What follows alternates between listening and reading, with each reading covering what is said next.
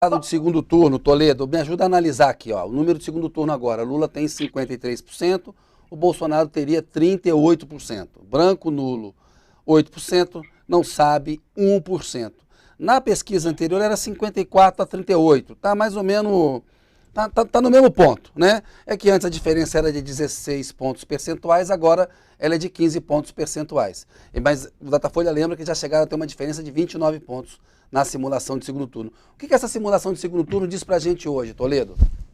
Bolsonaro está ficando mais Então, competitivo? Kennedy, o Bolsonaro ele vem num crescimento paulatino, ele veio crescendo dentro da margem de erro, e daí, como a gente é viciado em analisar, comparando com a pesquisa imediatamente anterior do mesmo instituto, a gente fala, não, mas ele oscilou, ele não cresceu. Só que quando você faz isso 4 vezes, 5 vezes, 7 vezes, acumula um crescimento de 11.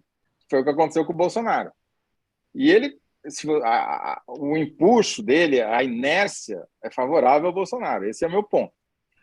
E isso em todos os indicadores. A rejeição diminuiu a diferença entre Bolsonaro e Lula. Era muito maior. Segundo turno, era muito maior a diferença. Diminuiu cada vez um pouquinho mais. Então, o fato dele ter tido uma má semana, de ter acumulado... Bom, vamos lembrar, né? Essa paulada que eles receberam, que o clã Bolsonaro recebeu do UOL, mostrando o acúmulo de imóveis, a multiplicação dos imóveis da família Bolsonaro, boa parte deles comprada com dinheiro vivo, também não ajudou em nada a melhorar a popularidade dele, né?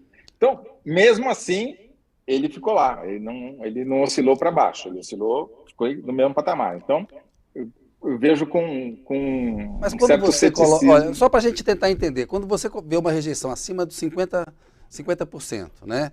E um segundo turno com 38%, para um presidente candidato à reeleição, assim, Kennedy, vamos lá, você tem difícil, razão. hein? Vamos falar o fundamental, porque às vezes eu esqueço. É uma eleição de mudança.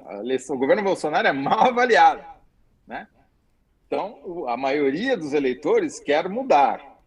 Esse é o drive principal da eleição. Agora, o que vem acontecido ao longo desse ano foi que essa má avaliação diminuiu, o Bolsonaro conseguiu fabricar artificialmente fatos positivos, quer dizer, primeiro ele subiu o preço da gasolina lá em cima para depois derrubar, para criar a sensação de que estava caindo.